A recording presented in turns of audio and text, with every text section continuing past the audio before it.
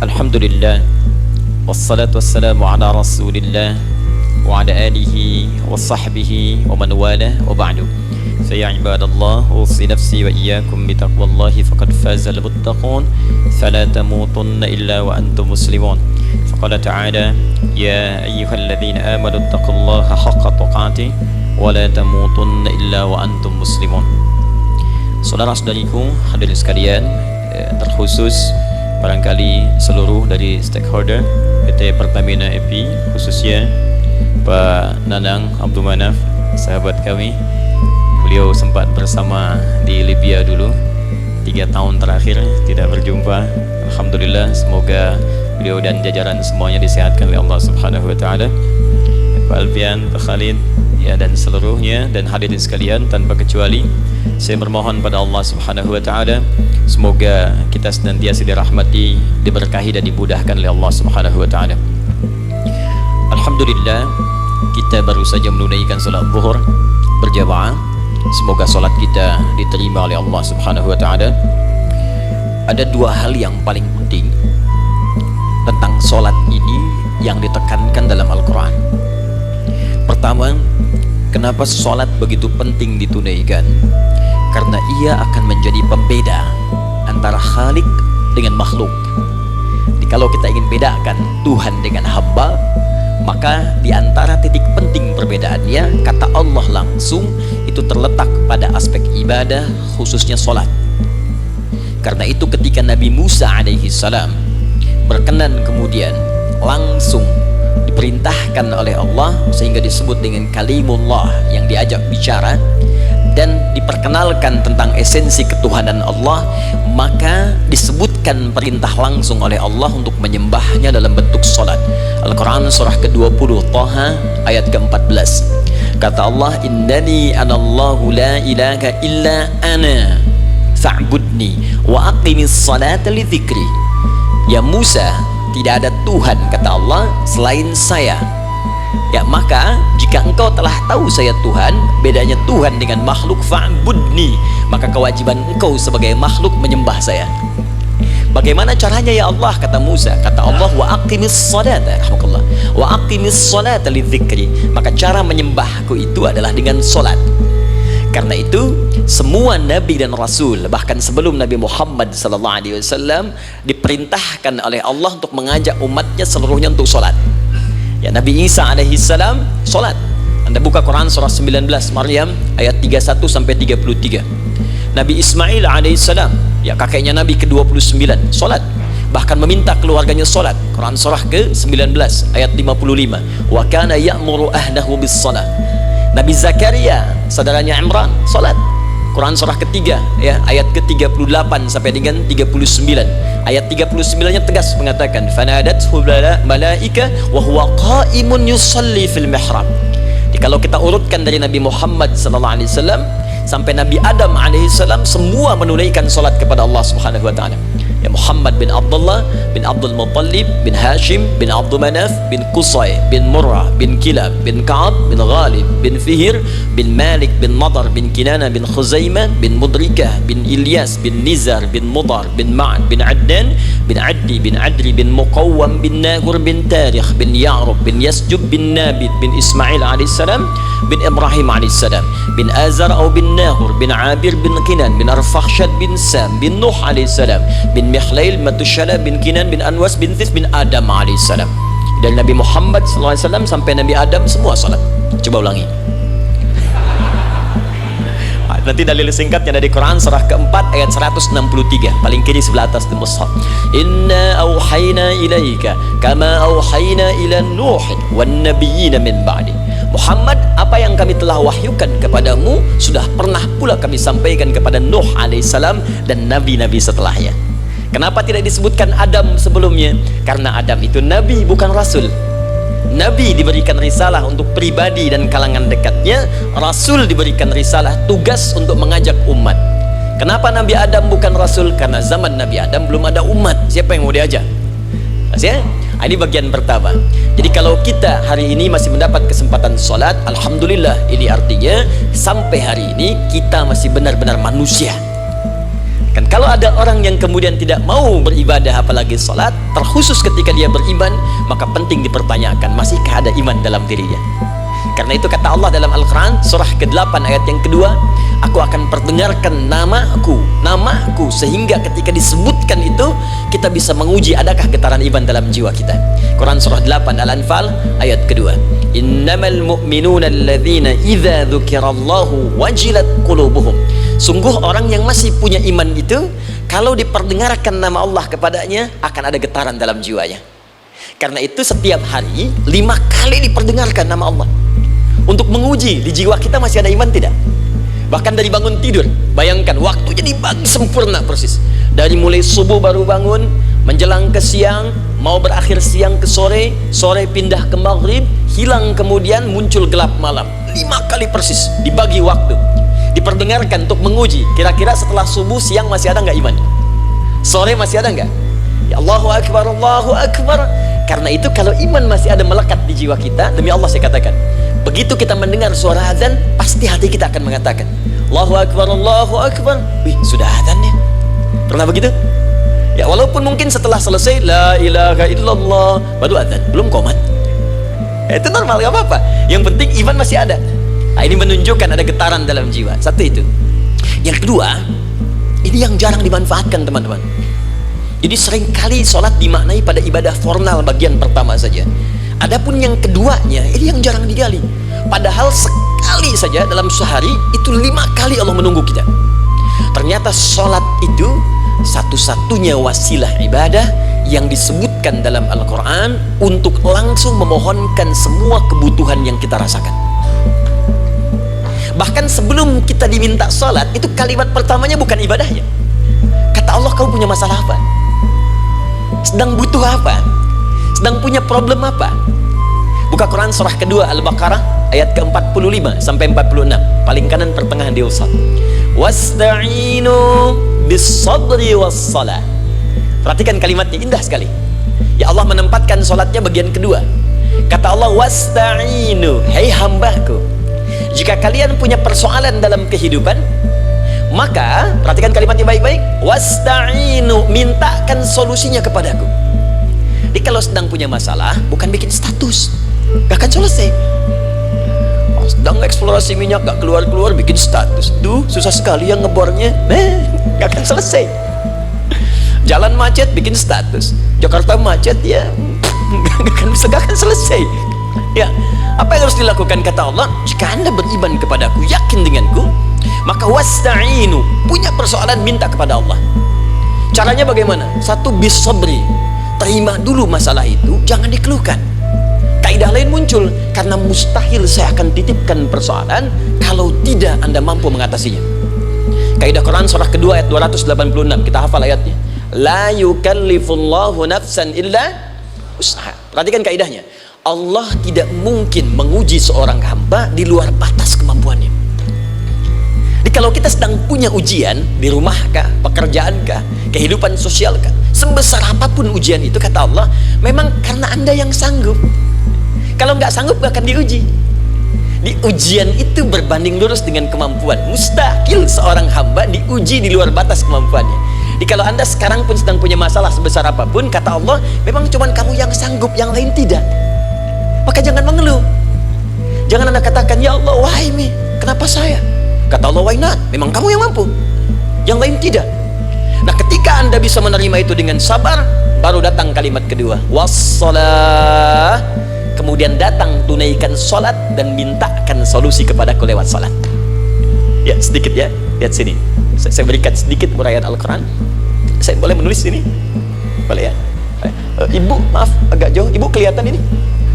Oh, belum saya tulis, bagaimana bisa kelihatan? Luar biasa. Cuma di Pertamina belum ditulis udah kelihatan. Maaf, lihat sini, wasta'inu. Baik ya, saya ingin sedikit sekali. Ini redaksi Quran tuh indah sekali diksinya. Wasta'inu, lihat sini. Kata Allah, jika anda punya persoalan dalam hidup, maka mintakan solusi. Terima dulu masalahnya dengan sabar, karena kita dipercaya oleh Allah. Gini cara memahaminya, Allah aja percaya dengan kita, masa kita nggak percaya diri? Allah yakin dengan kita, kita mampu, masa kita nggak yakin? Terima dengan sabar, kemudian wassalah, mintakan solusinya lewat salat. Kata perintahnya dibuka dengan kalimat wasta'inu. Kalau kita ingin rubah kata perintah ini, fi'il amr, ingin dirubah ke dalam bentuk permohonan, minta, maka rubah kalimatnya menjadi nasta'in. Lihat, nasta'in. Baik, wasta'inu, kata Allah, kalian punya persoalan, ayo minta solusi padaku. Terus kita pengen minta, ya Allah kami ingin minta. Maka dalam bahasa Arab, kalau kita ingin merubah kalimat ini ke dalam bentuk permintaan, kita katakan nasta'in. Saya tanya pada anda, pernah nggak dalam sholat kita mengucapkan kalimat nasta'in? Ada? Masih ingat? Baik, apa kalimatnya? Iyyaka na'budu wa iyyaka nasta'in. Perhatikan, iyyaka na'budu wa iyyaka nasta'in. Iyyaka na'budu, iyyaka, ya Allah, Engkau perintahkan aku untuk ibadah, maka sekarang aku ibadah, sholat hanya kepadamu saja. Kan kata Allah, kamu sholat, terus kita katakan iyyaka na'budu, sekarang kami sholat ya Allah. Nama lain sholat itu ibadah. Kalau kita ibadah, na'budu. Dari mana tahunya nama lain sholat ibadah? Quran surah ke-20 ayat ke-14. Fa'budni wa aqimis sholata li dzikri. Ibadah kepadaku caranya sholat. Maka saat sholat kita katakan iyyaka na'budu, ya Allah Engkau perintahkan aku untuk ibadah, sekarang aku ibadah. Wa iyyaka nasta'in, dan sekarang aku sedang punya persoalan ya Allah, aku punya masalah, aku punya problem, dan aku yakin hanya Engkau yang pasti akan menyelesaikannya. Ketika anda mengatakan iyyaka nasta'in, perhatikan hadis qudsinya. Hadisnya qudsi ya, Al-Imam Al-Bukhari meriwayatkan, Imam Muslim meriwayatkan, An-Nasai meriwayatkan dari sahabat Abu Hurairah radhiyallahu ta'ala anhu. Ada lagi yang dari sahabatnya Anas bin Malik. Perhatikan kalimatnya. Idza qala al-'abdu iyyaka na'budu wa iyyaka nasta'in, jika hambaku dalam salatnya benar membacanya, benar dari awal salatnya sampai dengan kalimat iyyaka na'budu wa iyyaka nasta'in, ya Allah sekarang aku ibadah kepadamu dan sekarang aku punya persoalan, aku mohonkan solusinya darimu. Kata Allah, hadza baini wa baina 'abdi, ini perjanjian antara aku dengan hambaku. Wali 'abdi, hadisnya qudsi, wali 'abdi, kalau hambaku benar salatnya sampai kalimat ini, masalah, apapun yang dia minta sekarang aku akan kabulkan. Aku akan kabulkan. Pertanyaan saya, berapa di antara kita yang sholat sampai detik ini ribuan kali ruku dan sujud yang memanfaatkan momentum ini untuk memohon? Siapa di antara kita yang ketika sholat memohon kepada Allah solusi? Jangan-jangan selama ini sholat itu hanya menjadi formalitas saja. Takbir, ruku, sujud, salam, selesai. Takbir, ruku, sujud, salam, selesai. Padahal Allah sudah menunggu, hambaku kamu itu punya masalah apa? Makanya setiap waktu dibagi 5 supaya hidup kita ringan. Subuh ke zuhur punya masalah, zuhur sholat, begitu kita mohon tuntas masalah itu. Zuhur ke asar punya persoalan, asar sholat, dijawab oleh Allah, tuntas persoalan itu. Karena itu semua nabi dan rasul, bahkan orang soleh, ketika punya persoalan dalam hidupnya, even itu hanya menulis karya ilmiah, maka mereka akan memulai dengan sholat dan minta kepada Allah Subhanahu wa ta'ala. Teman-teman kenal Nabi Zakaria? Bagus. Baik, di sana belum tulis, sudah kelihatan. Sini kenal Nabi Zakaria, alhamdulillah. Tapi nggak apa-apa, saya ke Sukabumi Pak, ada yang kenal Fir'aun. Kenal Fir'aun, kenal, bagus. Baik, Sukabumi hubun dunia, suka itu hubun, bumi itu dunia. Baik. Teman-teman, Nabi Zakaria itu diuji oleh Allah. Maaf, belum punya keturunan. Dan semua nabi punya ujian. Jadi jangankan kita, nabi aja yang jelas surganya punya ujian. Ya, Anda pernah sakit, Nabi Ayub sakitnya lebih parah dari kita. Ya, Anda di keluarga belum ada keturunan, Nabi Zakaria pernah lebih daripada kita. Sampai rambutnya memutih, fisiknya sudah letih, dan menurut medis, maaf sekali, istrinya divonis tidak mungkin punya keturunan, monofus dan mandul, mustahil. Secara klinis gak mungkin, secara medis tidak mungkin. Maka Allah tunjukkan satu isyarat yang sangat luar biasa. Jika Anda mendapati situasi makhluk mengatakan ini mustahil dan sudah angkat tangan, ini tanda pertama dari Allah. Langsung tinggalkan pendapat manusia, langsung memohon kepada Allah. Maka turunlah beritanya di Quran surah ketiga Ali Imran ayat 38 sampai 39, paling kanan sebelah atas di mushaf. Sekarang perhatikan kalimatnya, saya mau sambungkan dengan Al-Fatihah tadi. Hunalika da'a Zakaria rabbah. Di mihrabnya Nabi Zakaria salat bermohon kepada Allah. Qala rabbi habli min ladunka dzurriyyatan thayyibah. Kemudian ia berdoa, Rabbi habli, ya Allah yang maha memberi tanpa batas. Jadi adab pertama, kalau teman-teman mau berdoa, sebut nama Allah sesuai dengan hajat kebutuhan kita. Itu yang disebut dengan al-asma'ul husna. Di asma'ul husna itu bukan nama-nama indah yang sekedar dihafal, bukan, tapi nama yang diberikan oleh Allah sesuai dengan kebutuhan hidup kita. Dalilnya Quran surah ke-17 ayat 110, ya paling kanan sebelah atas di mushaf ke pertengahan. Ya kata Allah, qulid Allah, jika Anda punya persoalan sebut nama Allah. Allah Awir Rahman atau Ar-Rahman, ayyamma tad'u. Tapi kalau Anda ingin spesifik meminta, falahul asmaul husna, pilih nama Allah, ia punya nama-nama yang indah sesuai kebutuhan kita. Jadi kalau teman-teman misalnya minta kelancaran rezeki, sebut ya Allah ya Razzaq. Anak mau ujian, ya Allah ya Al-Alim. Di proyek misalnya ada hambatan, ada gangguan, ya Allah ya Al-Jabbar ya Al-Malik. Ingin mudah mengatasi ujian, ya Allah ya Sabar. Minta ya, jangan semuanya disebutkan, nanti jadi beban. Ya Allahumma ya Rahman ya Al-Malik ya Al-Quddus ya Sabar, gitu kan. Yang tadinya nggak punya masalah jadi punya masalah, gitu kan. Pilih salah satu.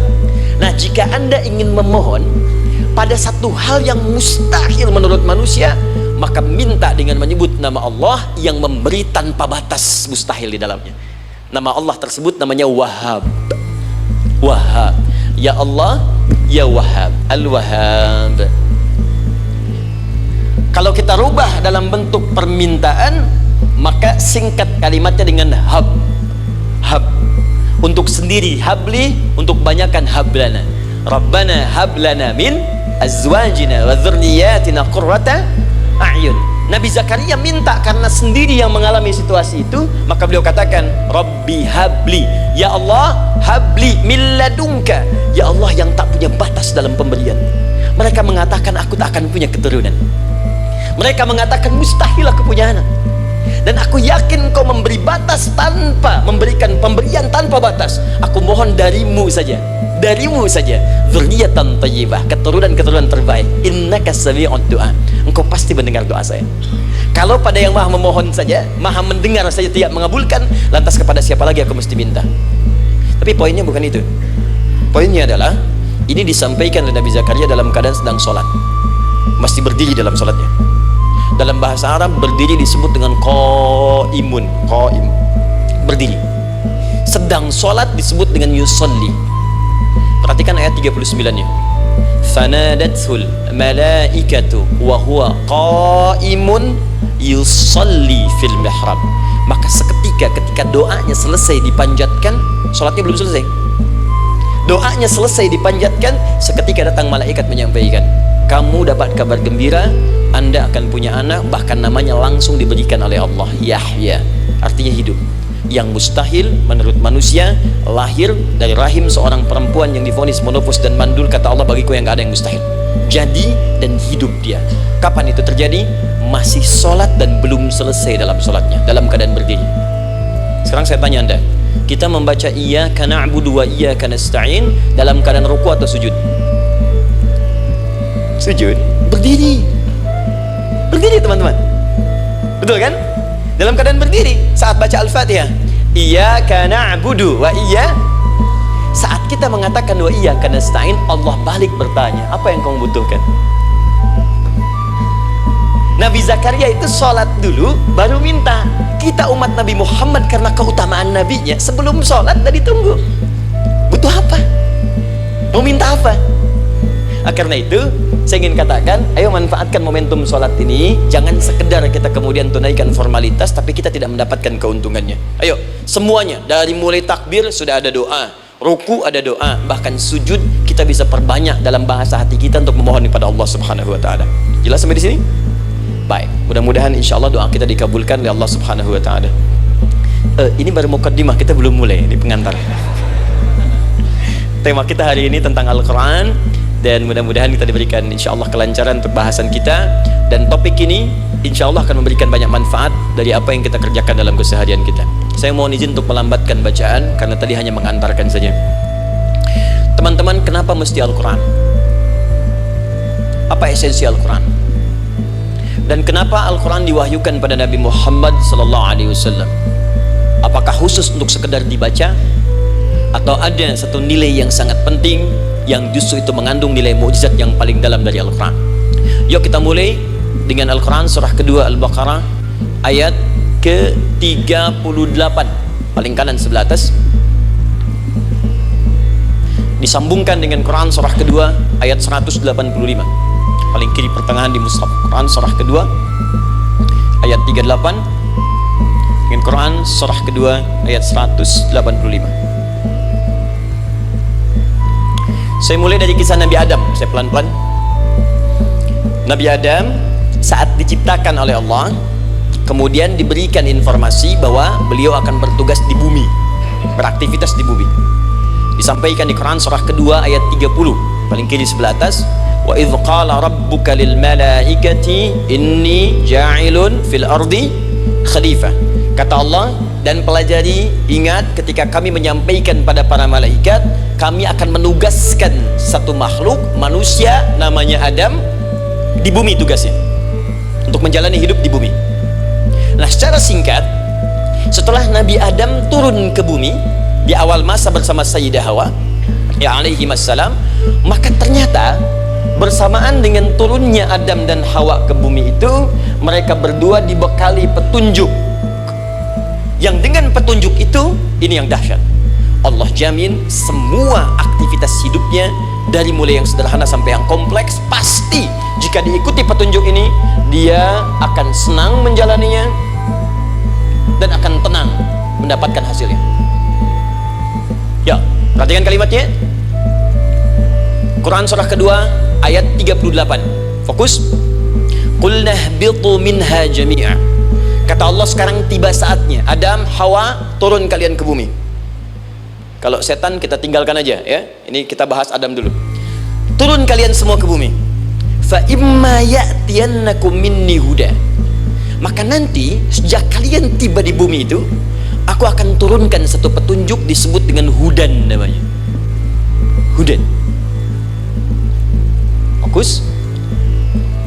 Faman tabi'a hudaya, maka jika anda dan keturunanmu mengikuti semua detil di petunjuk ini, fala khaufun alaihim walahum yahzanun, maka aku pastikan engkau dan seluruh keturunanmu akan menjalani hidup di muka bumi dengan tenang dan senang. Fala khauf, khauf itu gelisah, takut. Lawan dari takut apa? Tenang. Lawan dari gelisah, tenang. Kata Allah, jika anda mengikuti tuntunan hidup yang ini, maka saya jamin semua hidupmu tenang. Walahum yahzanun, dan saya pastikan selama hidup di muka bumi itu kalian tidak akan pernah bersedih. Senang. Lawan sedih itu senang. Jadi ternyata kita itu diminta tugas di bumi itu bukan untuk dipersulit. Jadi kalau ada yang hidup sampai saat ini sedih deh, di rumah tangga sedih, di kantor nggak tenang, pasti di antara poinnya bukan nggak mampu senang, tapi boleh jadi yang hidup ini tidak membaca petunjuk kehidupannya. Anda kerja di perusahaan, teman-teman ada yang di Pertamina, ada yang di yang lain. Kalau Anda nggak ikuti petunjuk, kan pekerjaan tidak akan berlangsung dengan nyaman kan? Kalau Anda nggak ikuti aturannya, bagaimana bisa mengerjakan petunjuk itu dengan nyaman? Maka apalagi hidup yang kompleks. Kata Allah, sejak Adam saya turunkan, sudah ada petunjuk kehidupan, saya namakan dengan hudan. Anda ikuti petunjuk ini, maka langsung jaminan dari Allah, semua yang Anda jalani dalam hidup pasti saya jamin senang dan tenang. Petunjuk itu disebut apa?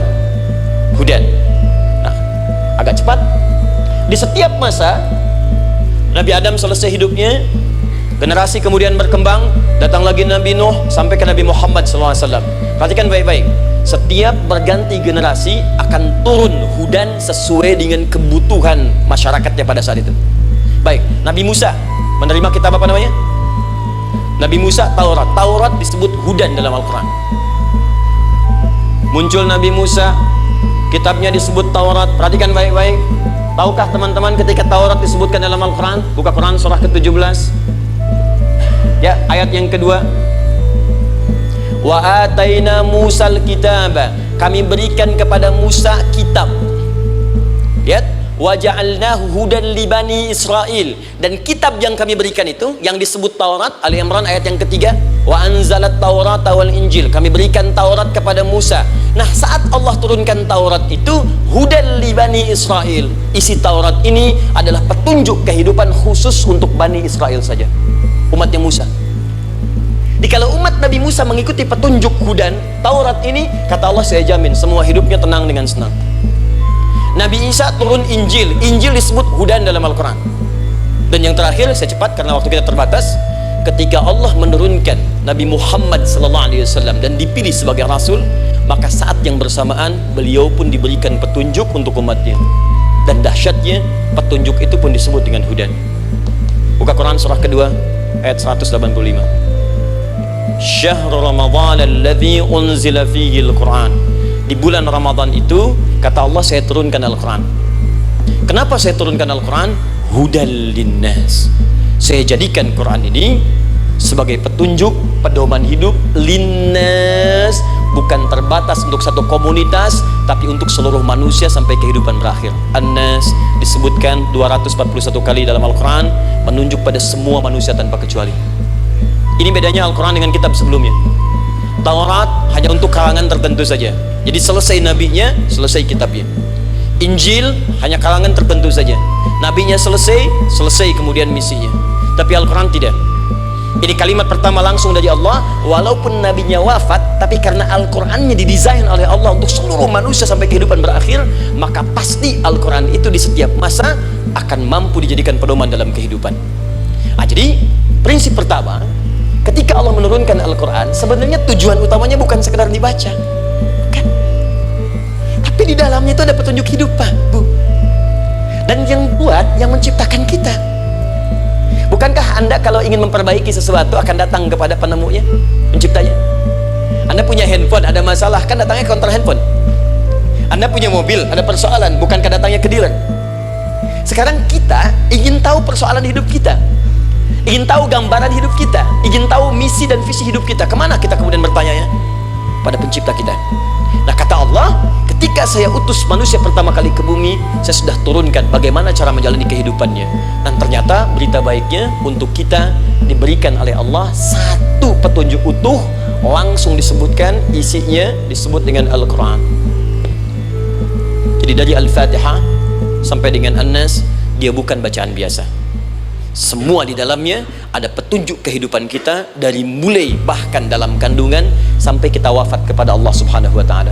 Kalau diikuti petunjuk ini, langsung turun jaminan dari Allah, hidup kita pasti akan tenang dan nyaman. Saya bacakan cepat ya, tapi nggak usah ditulis. Nanti kalau teman-teman agak terlambat mengikutinya, Anda buka kembali rekamannya, Anda boleh runtutkan kembali. Saya baca cepat saja, dan ini insya Allah Anda hanya akan temukan dalam Al-Quran. Nanti saya berikan rahasia di akhir sebelum kita akhiri. Yuk, satu, Anda silahkan bandingkan dengan buku manapun, referensi manapun, Anda hanya akan temukan dalam Al-Quran. Dari sejak sebelum lahir, bagi perempuan yang tengah mengandung, langsung Allah berikan tuntunan bagaimana agar kandungan itu berjalan dengan sehat, nyaman, dan mudah ke persalinan. Quran surah ke-7 ayat 189. Perkembangannya bisa diamati dan dicek kemudian, ya, baik ke dokter atau yang lain. Nanti perkembangannya disebutkan di Quran surah ke-22 ayat ke-5. Dirinci lagi di Quran surah ke-23 ayat 11, dari 9 sampai dengan 13. Kemudian mulai terlahir, dari lahiran diberi petunjuk oleh Allah. Nih, berikan ASI maksimal 2 tahun. Kalau ingin berhenti sebelum 2 tahun boleh, begini caranya. Quran surah ke-2 ayat 233. Dari sampai usia 2 tahun menjelang balik, kata Allah berikan 4 pendidikan dini. Ini turunannya disebutkan 1, 2, 3, 4. Jika Anda ajarkan ini, maka anak ini akan tumbuh. 1, dekat dengan Allah. 2, dijamin taat pada orang tuanya. 3, dia akan baik dengan lingkungannya. Dan keempat, dia akan bertahan dalam kebaikan sampai dia dewasa. Quran surah ke-31 ayat 13 sampai dengan 19. Usia 7 tahun, ya, mulai dia balik misalnya, dia akan mulai belajar. Bagaimana cara belajar yang baik supaya cepat paham, gampang mengerti? Turun Quran surah ke-9 ayat 122.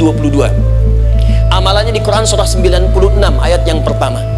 Kemudian rinciannya diturunkan di Quran surah kedua ayat 282 di ujung ayatnya. Lalu bagaimana mencari sekolah yang bagus, majlis yang baik, guru-guru yang baik? Diturunkan Quran surah ke-58 ayat ke-11. Dicontohkan tentang Maryam dan Nabi Isa alaihissalam di Quran surah ketiga ayat 35 sampai dengan 37. Naik lagi, dia mulai dewasa, ya, mulai bergaul, bahkan kadang-kadang merantau, punya tempat komunitas berbeda. Bagaimana supaya dia bergaul tidak terpengaruhi lingkungan yang tidak baik? Maaf ya, kadang-kadang ibu yang sudah mengandung, melahirkan, ayah mencari nafkah, tiba-tiba anak pergi bahkan ke kampus, ke sekolah, dapat teman yang gak bagus, pulang-pulang mengecewakan Anda. Dan bagaimana menemukan tempat-tempat yang baik untuk bisa menjaga perilaku anak ini? Ditemukan nanti di Quran surah ke-49 ayat ke-13-nya. Dirinci perkembangannya di Quran surah ke-12 Yusuf ayat 2 sampai dengan ayat 29-nya. Sampai ketika dia akan mulai kemudian menikah, kata Allah, pilih pasangan yang baik dengan ta'aruf, berikan mahar yang sempurna. Quran surah ke-4 ayat ke-4. Kemudian dia mulai menikah, kata Allah, sebelum menikah pelajari dulu fikih nikah. Banyak orang yang menikah tapi karena tidak belajar tentang persoalan rumah tangga, apa yang akan terjadi di rumah tangganya. Detil Pak, Bu. Kata Allah, ini kalau kamu berbuat begini akan ada miskomunikasi. Kalau ada miskomunikasi persoalannya akan begini, solusinya begini. Maka diturunkan dasarnya di Quran surah ke-30 ayat 21, detilnya di Quran surah ke-4 ayat 34 sampai dengan 35, paling kiri sebelah atas sampai dengan ke tengahnya. Anda berlanjut, diterangkan oleh Allah, hei, tugas suami saat mulai pertama kali menikah, maka tugas yang pertama siapkan untuk mencari nafkah. Bagaimana caranya ya Allah? Diturunkan oleh Allah. Satu, jangan takut kehilangan rezeki.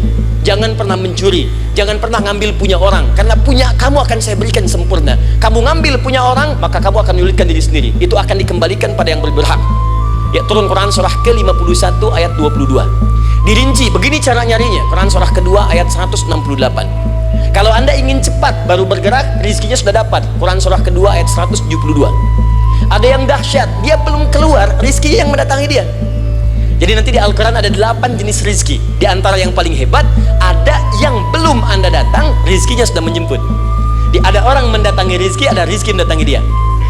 Contoh, Al-Imam Asy-Syafi'i sedang berdiskusi dengan Imam Malik, gurunya. Kata Imam Asy-Syafi'i, Syekh, rizki itu mesti saya cari dulu, baru kita dapat. Kata gurunya, ya Syafi'i, ada rizki yang cukup kita beramal dekat kepada Allah, dia akan datang tanpa kita cari dengan ikhtiar manusia. Kata Syafi'i, mustahil. Kata Quran kan kita kerja dulu baru datang. Kata Imam Malik gurunya, kamu yang belum sampai, kita amalkan ini, rizki datang. Maka berhenti sampai di situ. Imam Syafi'i pamit. Di jalan tiba-tiba beliau mendapati ada panen anggur, Pak, Bu. Terus dipanggil sama yang punya kebun. Ya pemuda, katanya, sini, mau bantu nggak? Kalau kamu bantu, kami berikan anggurnya. Maka beliau bantu panen, petik. Sampai setelah selesai diberikan anggur yang besar-besar, Hanum. Senyum, senang beliau.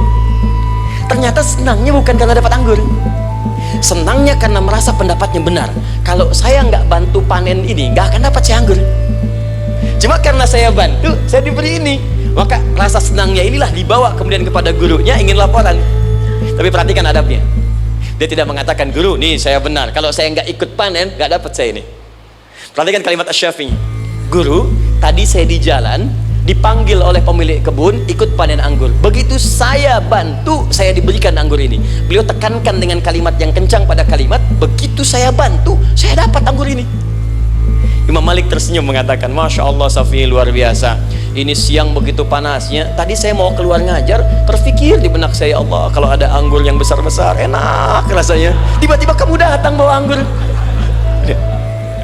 Ini Imam Syafi'i kerja dapat sesuatu, Imam Malik terfikir sesuatu, datang rezeki. Itu ada di Quran surah ke-7, teman-teman, ayat ke-96, paling kanan sebelah atas di mushafnya. Baik, teruskan dulu. Ya, Anda dalam mencari kerja, ingat, kalau Allah yang sampaikan pasti terjadi. Jangan dikira mudah. Kata Allah akan ada persaingan, akan ada kadang-kadang singgungan, akan ada tantangan. Maka mulai petakan tantangan apa yang akan Anda lalui saat Anda mulai mencari nafkah itu. Maka turun Quran surah kedua ayat 214, paling kanan sebelah bawah. Am hasibtum an tadkhulul jannata. Hei, apa kamu mudah begitu saja mengira akan sukses dalam pekerjaanmu? Bahkan bisa diartikan surga, ingin masuk surga. Walamma ya'tikum mathalul ladzina khalau min qablikum. Sebelum engkau diuji seperti orang sukses dulu pernah sukses. Lihat mereka, nggak ada orang sukses yang instan cuman balikan telapak tangan dapat, tidak. Kata Allah, lihat orang-orang dulu, lihat orang-orang hebat dulu, bagaimana mereka bisa kaya, bisa sukses, bisa punya posisi. Masat umul ba'sa, petakan olehmu tantangan apa yang akan dihadapi saat engkau bekerja itu. Satu, kata Allah, ba'sun, ada yang ringan. Ya, ba's, ba'sa jama' dari kata ba'sun. Dua, dara, ini sudah menengah, jama' dari kata turun. Tiga, zilzal, ini yang paling tinggi puncaknya. Jadi kalau anda sudah mendapatkan ini, yakinlah berarti anda akan mendapatkan posisi yang tinggi, karena mustahil orang besar diuji dengan ujian yang kecil. Zilzal di bagian ketiga. Ba'sa, ba'sun, mulai kira-kira tantangan-tantangan ringan apa saja yang akan anda hadapi. Ya, kalau saya contohkan misalnya dengan contoh yang lain singkat, anda mau ke masjid, ingin konsisten, mulai hijrah, ingin dekat dengan Allah. Tiba-tiba yang tadinya nggak mau ke masjid, mulai ke masjid, diuji dengan hujan. Hujan kecil, rintik-rintik, shower. Begitu hujan, orang Arab mengatakan kalau hujannya bisa lewat tanpa payung pun, orang Arab mengatakan la ba'sa. La ba'sa, ini ringan. Orang kita sambungin, labas. Dari bahasa Arab, lewat. Nah, jadi kalau anda mau berangkat nih, siap bekerja, siap hadapi tantangan, baru mau lewat hujan kecil, berarti itu tantangan kecil kita lewati. Macet, petakan, cari jalan yang kemudian sempurna, jalan yang kosong, buka Google-nya, buka Waze-nya, buka map-nya, cari. Jadi kalau pada yang kecil aja belum kita lewati, bagaimana mendapatkan yang besar? Anda mau ke masjid, dikasih hujan kecil, mau berangkat gak jadi. Papa, kenapa gak jadi? Hujan mah, kan ada payung, takut riak. Setelah itu darwa, maaf, tantangan fisik. Kadang-kadang mulai ke fisik, mulai mengganggu. Ya, maaf, dirincikan kemudian oleh Al-Quran. Turun Quran surah ke-21 ayat 87 sampai 88, kisah Nabi Yunus alaihissalam. Yunus beraktivitas, bekerja, bukan berarti nggak ada tantangan. Kadang-kadang dibawa, kadang-kadang diusir, kadang-kadang anda dapat misalnya proyek, kadang-kadang sudah mulai masukkan tender, tiba-tiba gagal, diserobot orang. Kadang-kadang orang yang dapat, anda yang ngajukan, itu biasa. Kata Allah, itu biasa, bukan cuma anda, yang lain pun ada. Bukankah Allah ajarkan kisah Sayyidah Hajar alaihissalam dengan Ismail?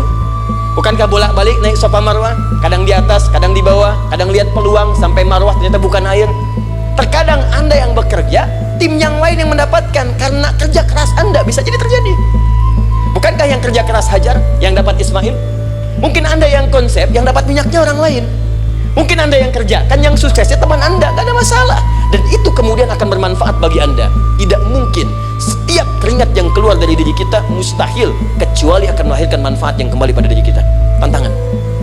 Tapi yang paling dahsyat, ini yang gak ditemukan di sebagian referensi yang kita baca. Ketika Allah menjelaskan semua tahapan-tahapan tantangan ini sampai ke puncaknya zilzal. Zilzal itu kalau bahasa sekarang gempa. Ada ujian yang menggoncang hati kita. Ketika anda kerjakan, ya Allah, tantangannya dahsyat. Kenapa mesti saya, ya Allah? Kau nggak selesai-selesai, ya Allah. Itu wajar, teman-teman, itu biasa.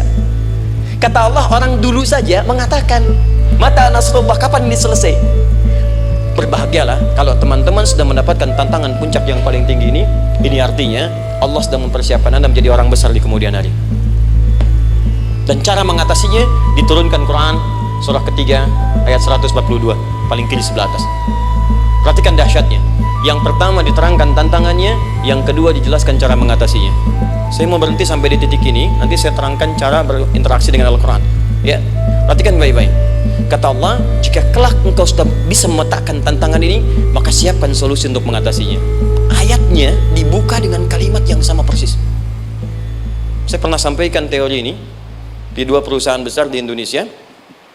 Yang pertama, ada satu perusahaan, karena ini direkam saya nggak sebutkan perusahaannya, perusahaan otomotif besar, sedang turun gratis, kemudian juga ada inflasi yang tinggi.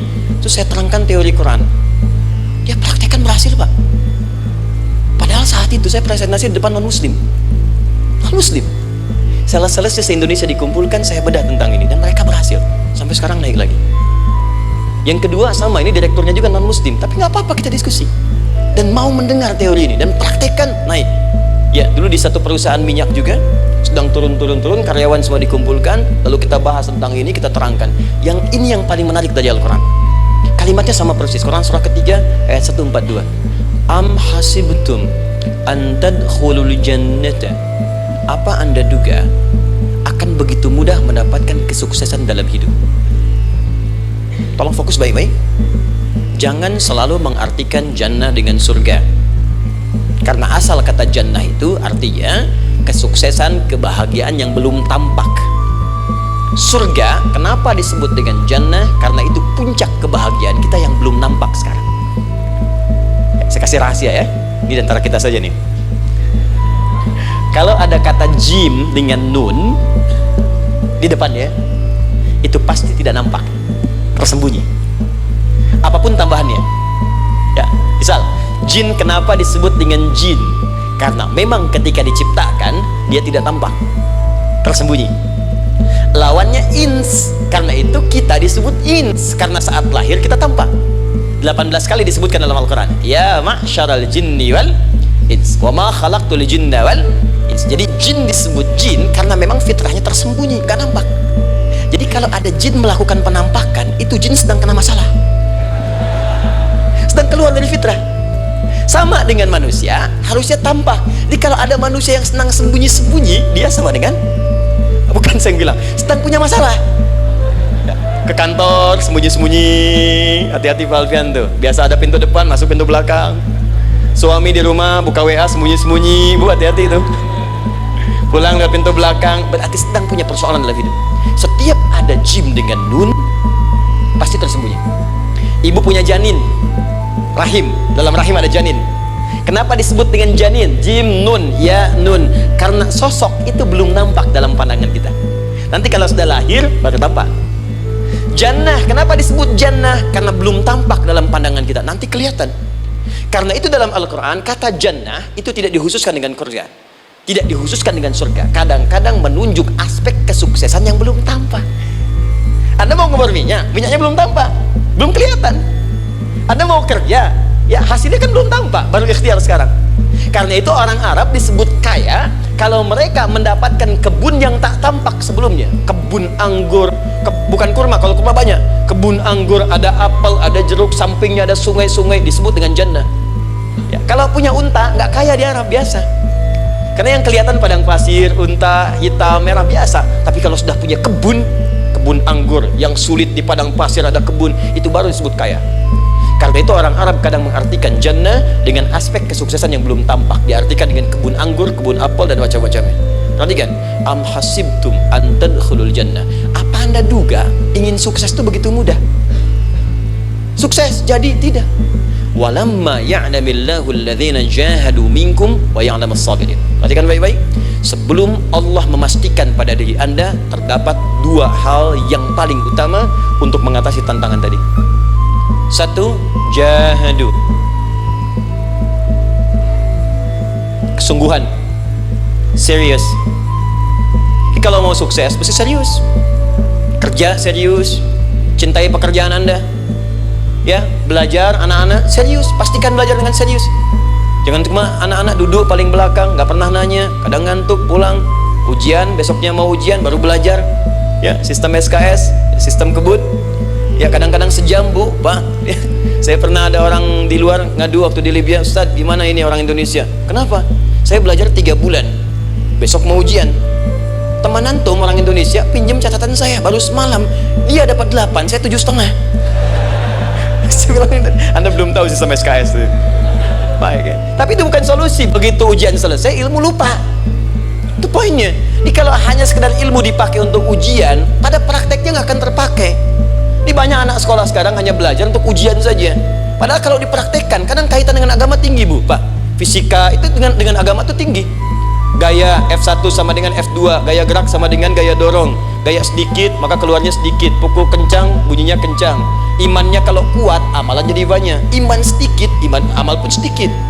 F berbanding lurus dengan P, hukum Pascal. Gaya berbanding lurus dengan tekanan. Masuk bab akhlak. Makin banyak gaya, makin banyak tertekan. Nah itulah. Gaji 5 juta, gaya 10 juta, kan? Ini serius. Serius. Di divisi apapun Anda, saya 3 sepekan lalu lah takziah ke tempatnya Yang Habibie, terus diminta tausiah di sana. Dan saya perhatikan beliau termasuk yang paling serius ketika diberikan tugas apapun. Gak pernah diberikan amanah kecuali mencintai pekerjaan itu. Yang Habibie demikian. Jadi orang sukses itu serius. Tapi keseriusan itu, kata Allah, petakan jadi 3 bagian lagi. Karena jahadu itu punya 3 turunan kata. Satu, keseriusan merencanakan, disebut ijtihad namanya. Punya rencana. Mappingnya apa? Stepnya apa? Oke, Anda ingin kerjakan sebuah proyek, baik, proyeknya berlangsung berapa lama? Target kita apa? Jangka panjangnya, menengahnya, jangka pendeknya. Kemudian apa tantangan yang akan dihadapi di setiap tahapan-tahapannya? Selesaikan. Bahkan saking pentingnya tahap perencanaan ini ditunjukkan oleh Allah langsung lewat sholat. Teman-teman masih ingat sholat pertama yang kita kerjakan setiap hari, sholat apa namanya? Subuh. Apa artinya subuh? Tuh, ini masalahnya. Ini kata Al-Quran sendiri ya, kata Al-Quran sendiri. Nanti akan ditemukan orang yang ibadah tidak paham apa yang dikerjakan dan dilakukan dalam ibadahnya. Contoh sholat. Kata Allah, akan ada orang sholat yang saat sholat tidak mengerti apa yang dia baca dan dia lakukan dalam sholatnya. Jujur tanyakan pada diri kita, sampai detik ini, dari sekian ribuan kali ruku dan sujud, berapa persen bacaan sholat yang kita pahami? Jangan-jangan kita ruku tapi gak ngerti yang dibaca. Sujud tak paham yang diungkapkan. Bagaimana bisa khusyuk? Mustahil. Maka kembali ke sini, kenapa sholat pertama itu disebut dengan subuh? Teman-teman, ternyata semua nama sholat dari subuh sampai isya plus bacaan dan gerakan dari takbir sampai salam itu bukan sekedar gerakan semata. Semua ada artinya, ada maknanya, dan diajarkan oleh Nabi langsung. Subuh disebut dengan subuh, ada 2 kata. Satu, fajar, Quran surah ke-17 ayat 78, inna Qur'an al-fajri kana mashhuda. Kedua, subuh di surat At-Takbir, was subhi idza tanaffas. Kenapa disebut fajar? Fajar itu pancaran positif, pancaran kebaikan. Jadi kalau yang baik disebut fajar, kalau yang jelek disebut fujur. Fujur ada di Quran surah 91 ayat 7 sampai 8. Wa nafsi wa ma sawwaha fa alhamaha fujuraha wa taqwaha. Fujur itu rambatan, gelombang buruk yang muncul dari nafsu. Ya, ditembuskan ke elemen tubuh kita. Misal gini. Tiba-tiba pengen marah. Ya, di tubuh kita mengatakan melotot, maka ini ada pancaran di hati kita nyambung kemudian ke mata. Ini rambatan dari sini ke mata disebut fujur namanya. Mau ke tangan, pukul, masuk ke tangan, itu rambatannya disebut fujur namanya. Ya, yang baiknya disebut fajar. Ya, misal saya ingin sholat, tiba-tiba hati mengatakan sudah azan, merambat ke kaki, cepat melangkah, cepat wudhu. Nah, itu rambatannya disebut fajar namanya, atau infajar. Ini pasti ada, ya. Fujur nama lainnya nafsu. Disebutkan 115 kali dalam Al-Quran. Takwa, rambatan fajar, sumbernya takwa, disebutkan 115 kali dalam Al-Quran. Di jiwa kita ada takwa, ada nafsu. Takwa yang dorong malaikat disebutkan 88 kali dalam Al-Quran. Nafsu yang dorong setan disebutkan sama 88 kali. Di setiap Anda akan mengerjakan satu hal, pasti akan yang mendorong pada yang baik, akan mencegah dari yang baik itu nafsu. Pasti itu. Pak Alpian mau tanda tangan proyek, tiba-tiba disodorkan, Pak, ini Pak, kok begini proyeknya? Perbaiki, karena ada yang gak beres. Tapi fee-nya lumayan Pak, 1 miliar. Gak bisa, jiwa takwa mengatakan jangan terima Pak. Bapak mengatakan maaf, ini jari tahiyat, gak akan pernah dipakai maksiat. Perbaiki, datang lagi. Ini Pak, kok sama? Fee-nya diperbaiki Pak, 100 miliar. Nafsunya mulai berkata, terima. Takwanya bilang, jangan. Akhirnya beliau katakan, tangan tahiyat gak akan pernah dipakai maksiat. Tapi tunggu, saya istighfarah dulu.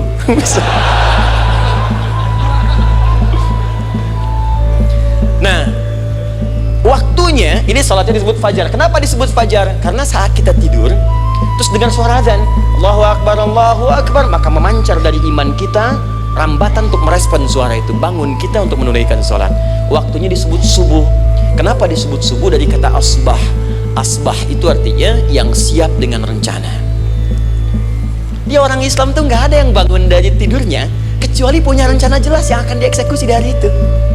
Makanya sebelum kita bekerja mengeksekusi itu, kita datang menghadap Allah supaya Allah berikan kemudahan di setiap aktivitas kita. Coba lihat manajemen Nabi. Bukankah sebelum tidur beliau istighfar dulu? Dirinci pekerjaannya, dicatat yang akan dikerjakan besok, istighfar 70 kali, 100 kali, sehingga dengan istighfar saat tidurnya tenang. Coba kita biasakan. Ada yang baca Quran, ada yang istighfar.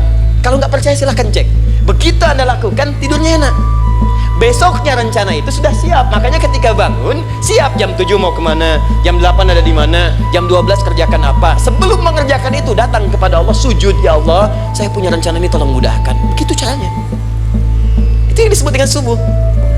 Nah, sekarang kembalikan peta hidup kita mau seperti apa ke depan. Ijtihad.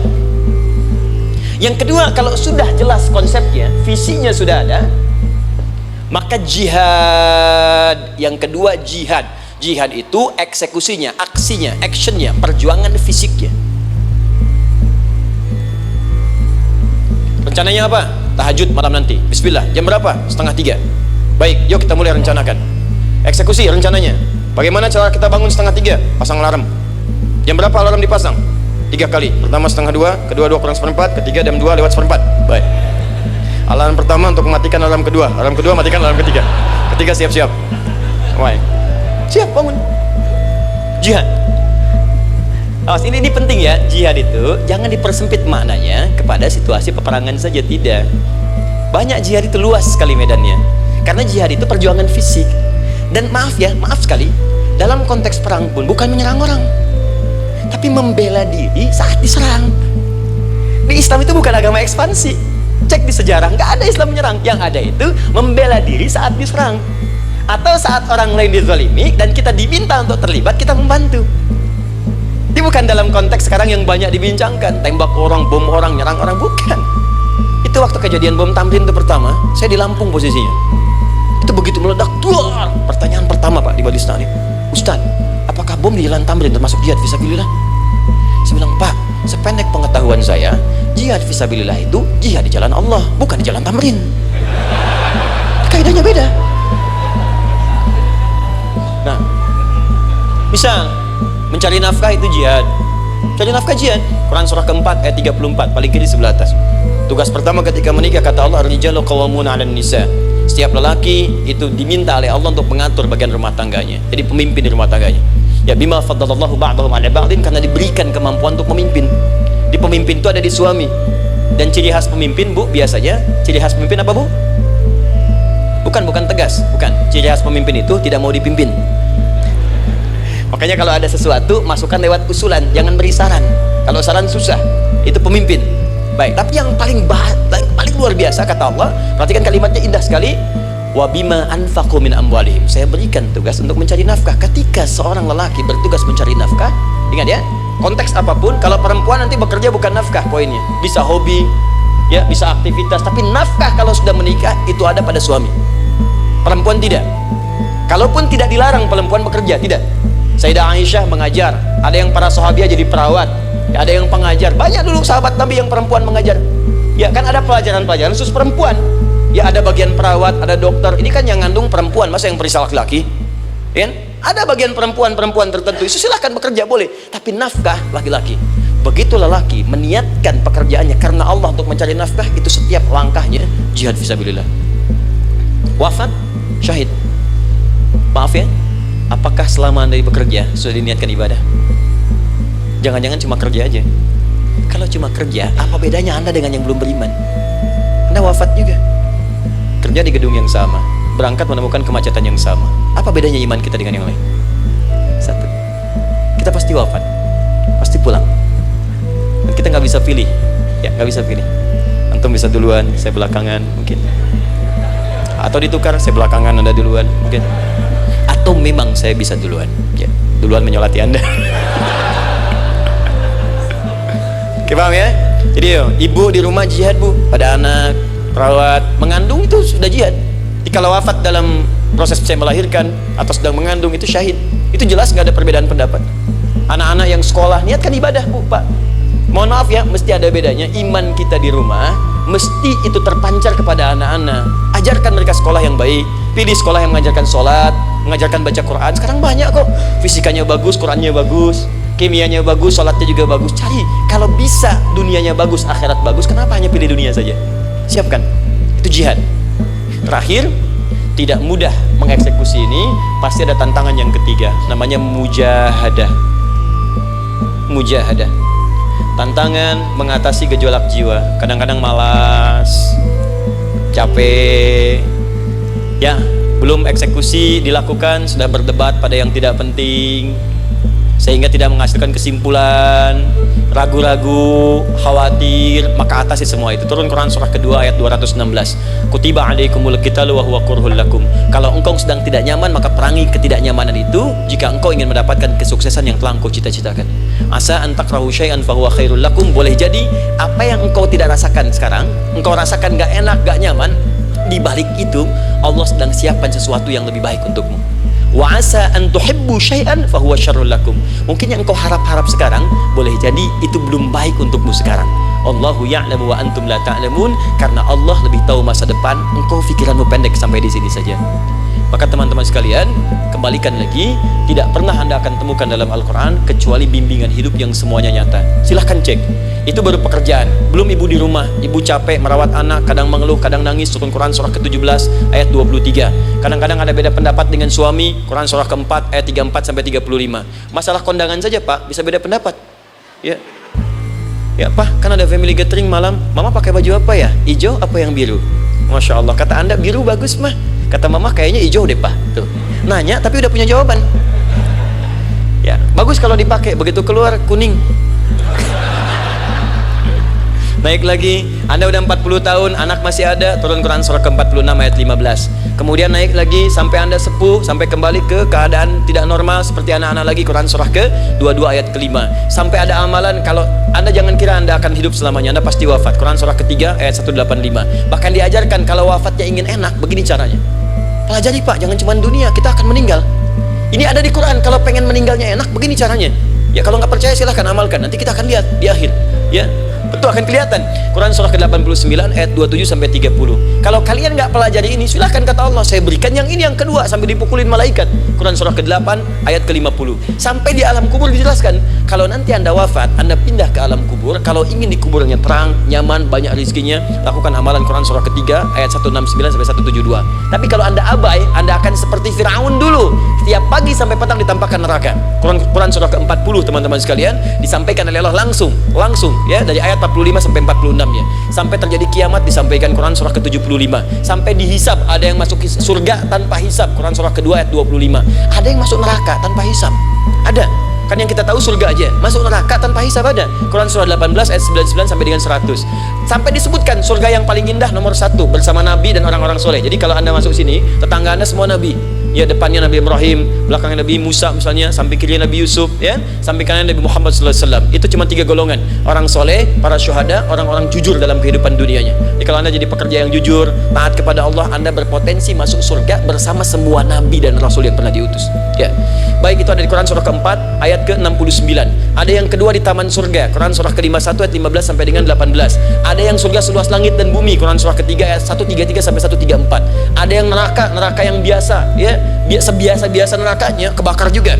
Quran surah 4 ayat 56. Tingkat paling tinggi neraka jahanam untuk 2 golongan, munafik, ingat, munafik dan kafir.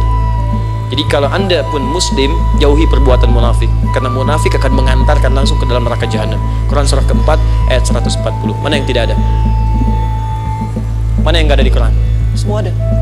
Bisnis ada, ya, birokrasi ada, diplomasi ada, mengajar ada, ilmu ada. Karena itu saya mau tutup, jika kita ingin benar mengeluarkan petunjuk ini seperti orang dulu pernah melakukannya, maka kata Allah melalui lisan Rasulullah, turun Quran surah ke-29 ayat ke-45. Satu ini aja kita kerjakan, insya Allah ini akan beda kita rasakan. Utslu ma uhya ilaika minal kitab. Jika kalian kemudian hidup di muka bumi, maka keluarkanlah bimbingan dari Al-Quran sesuai dengan kebutuhan kita secara tematik. Utslu itu dari kata tilawah. Tilawah itu baca, pahami, amalkan. Karena itu setiap kita baca Al-Quran, di sampingnya pasti ada yang menerjemahkan supaya kita paham. Betul kan? Ketika ada yang baca Al-Quran, di sampingnya ada siapa? Ya, sari tilawah kan? Baik, sari tilawah itu bahasa Indonesia. Ya, sari, sebetulnya tilawah saja. Tapi mungkin saat yang menerjemahkan dulu pertama di Indonesia namanya Bu Sari. Karena itu disebut sari tilawah. Ya, kalau Adi mungkin ada di tilawah gitu kan? Nah, jadi teman-teman, caranya begini. Anda keluarkan sesuai kebutuhan. Enggak semua ayat Quran mesti kita kaji. Kalau mau dari awal dari akhir, bagus. Kalau baca silahkan, hatamkan, Nabi juga hatamkan. Tapi kalau Anda ingin ambil sesuai passion kita, Anda pebisnis, kenapa nggak mengeluarkan ayat bisnis di Quran? Teman-teman yang diperminyakan, keluarkan ayat-ayatnya ada. Quran surah At-Tur, surah 52 itu, keluarkan. Ya, wal bahrul masjur.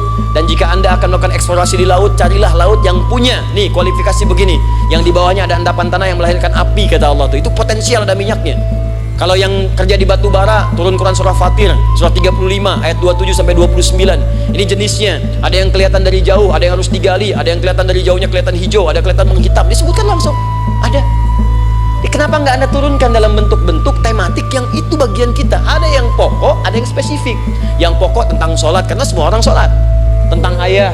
Anda jadi ayah berapa tahun? Kenapa nggak dikeluarkan di Quran ayat-ayat tentang ayah? Kenapa nggak dikeluarkan di Quran ayat-ayat tentang ibu? Jangan jauh-jauh dulu bicaranya.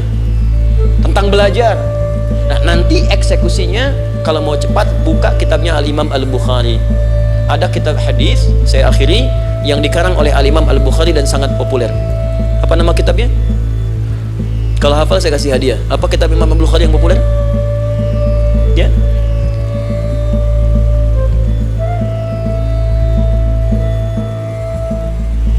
Baik, anda saya kasih hadiah umrah. Baik, insyaallah Januari awal insyaallah ada yang kami hadiahkan umrah dari atlet peraih Asian Games. Ya, anda boleh ikut nanti. Ya, ada juga saya senang saya cinta dengan bangsa ini. Jadi ada peraih Asian Games medali emas yang kemarin itu akan kita berangkatkan umrah semua peraih medali emasnya. Nanti gelombang pertamanya bulan Januari. Ya, 2020 nanti sekitar 3 bulan lagi insyaallah anda nanti akan mengikuti. Ada juga nanti dari kalangan Polri, ada TNI juga yang akan ikut dan saya sertakan. Baik.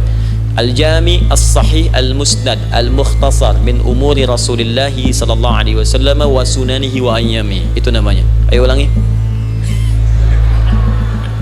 Disingkat Sahih Al-Bukhari. Kenapa saya bacakan lengkap? Bukan karena singkatannya, tapi banyak orang sekarang baca buku, baca kitab hanya langsung ke isinya. Padahal setiap ulama ketika menuliskan judul kitabnya itu pasti ada petunjuk di dalamnya.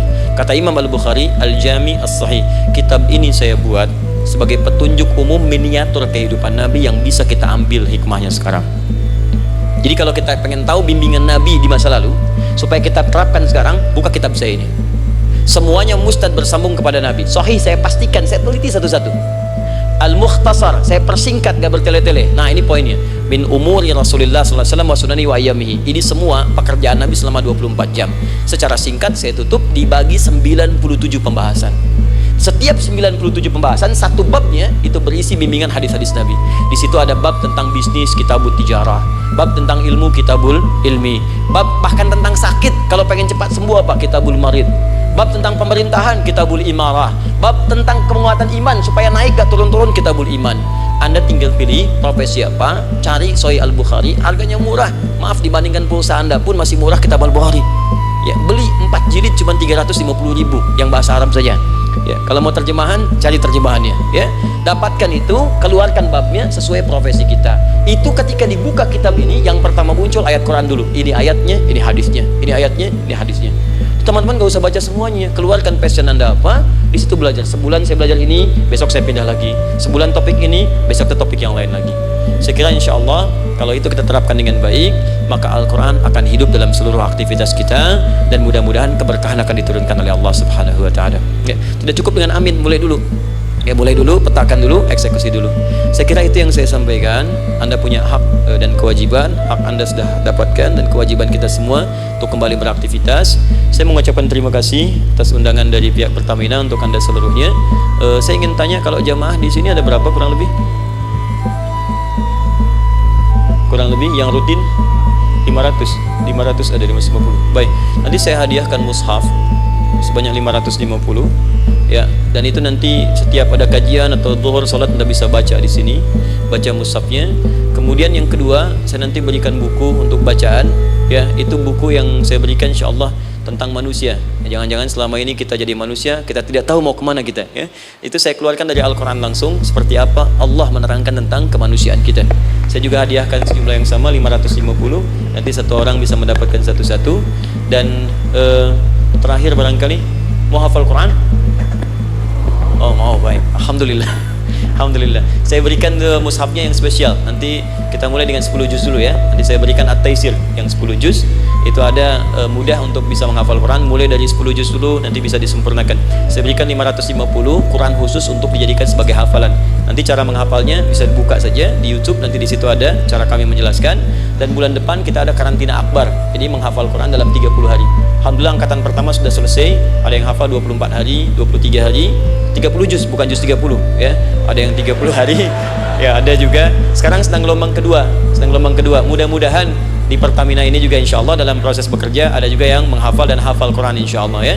Saya kira itu, nanti pulang dari sini dikabari. Kalau ada mobil disiapkan, kalau tidak ada kami juga coba antarkan. Nanti kami siapkan dan mudah-mudahan bisa bermanfaat untuk teman-teman. Kalau ada yang bisa saya lakukan untuk bersinergi di sini untuk membuat teman-teman lebih dekat dengan Allah, sampaikan, dan saya dengan senang hati. Ya, saya datang sendiri, tulis sendiri, nerangin sendiri, ngapus sendiri, gitu kan. Terus juga berikan apa yang Anda butuhkan. Kalau dengan semua itu Anda belum juga dekat dengan Allah, ya saya harus bagaimana lagi, gitu kan. Baik. Kita berdoa, mudah-mudahan doa kita dikabulkan Allah. Ada 3 cara berdoa. Pertama, cukup dengan hamdalah kalau singkat. Kedua, kalau ada perselisihan, kifaratul majlis. Dan yang ketiga, kadang Nabi berdoa, sahabat mengikuti dalam momentum yang khusus. Saya ingin menggabungkan ketiganya. Mudah-mudahan dengan itu keberkahan diberikan luas kepada kita semua. Alhamdulillahi Rabbil Alamin, hamdan syakirin, hamdan na'imin, hamdan yuafi ni'amahu wa yukafi mazidah. Ya Rabbana lakal hamdu wa lakal syukru kama yanbaghi li jalali wajhikal karim wa li 'azimi sultanik. Allahumma salli wa sallim wa barik ala rasulika karim nabiyyikal amin sayyidina Muhammadin wa ala alihi wa sahbihi ajma'in. Allahumma rabbana la tada' lana fi maqamina hadha wa fi kulli maqamin dhanban illa ghafartah. Ya Allah, kami mohon jika ada satupun di antara kami saat ini yang hadir membawa ya Allah dosa-dosa dalam dirinya, jangan biarkan dia meninggalkan tempat ini kecuali Engkau telah ampuni segala dosa-dosanya. Wala hamman illa farajtah. Ya Allah, jika ada di antara kami yang tengah hadir saat ini ada kegelisahan dalam jiwanya, maka mohon jangan biarkan dia meninggalkan tempat ini kecuali Engkau telah tenangkan keadaan hatinya. Allahumma wala asran illa yassartah. Ya Allah, jika ada di antara kami yang tengah mengalami kesulitan baik di pekerjaannya, kehidupan rumah tangganya, maka dengan keikhlasan amalnya ya Allah angkat dan ringankan segala kesulitannya. Allahumma wala maridan illa syafaitah. Jika ada di antara kami yang tengah Kau uji dengan penyakit seberat apapun, maka mohon angkat dan sembuhkan segala penyakitnya. Allahumma yassir lana umurana wa la tu'assir alaina. Ya Allah, mudahkan semua urusan kami, jangan berikan kadar ujian yang tidak kami sanggup mengatasinya ya arhamar rahimin. Allahumma alif baina qulubina, ati anfusana taqwaha wa zakki anta khairu man zakkaha anta waliyuha wa maulaha. Ya Allah, mohon lembutkan hati kami untuk saling bersaudara dalam kebaikan. Jauhkan kami dari perpecahan ya Allah, dan bersihkan jiwa kami agar kami bersih keadaan jiwa untuk bisa beramal dalam kebaikan dengan mendapatkan ridha-Mu. Allahumma rabbana atina fid dunya hasanah wa fil akhirati hasanah wa qina adzabannar. Ya Allah, kami mohon anugerahkan segala kebaikan di muka bumi ini yang mampu kami raih, dan berikan kami segala kemuliaan di akhirat yang mampu kami dapatkan, dan mohon jauhkan kami dari segala ya Allah murka dan neraka-Mu. Allahumma barik lana ya Allah fi ailatina wa fi amalina ya Allah wa fi kulli ya Allah hayatina. Ya Allah, kami mohon anugerahkan keberkahan dalam kehidupan keluarga kami, di kantor, di pekerjaan kami, dan seluruh tahapan kehidupan yang akan kami lalui. Bi fadlika subhana rabbika rabbil izzati amma yasifun wa salamun alal mursalin. Subhanakallahumma bihamdika asyhadu an la ilaha illa anta nastaghfiruka wa natubu ilaik wa akhiru da'wana alhamdulillahi rabbil alamin. Thumma assalamu alaikum warahmatullahi wabarakatuh.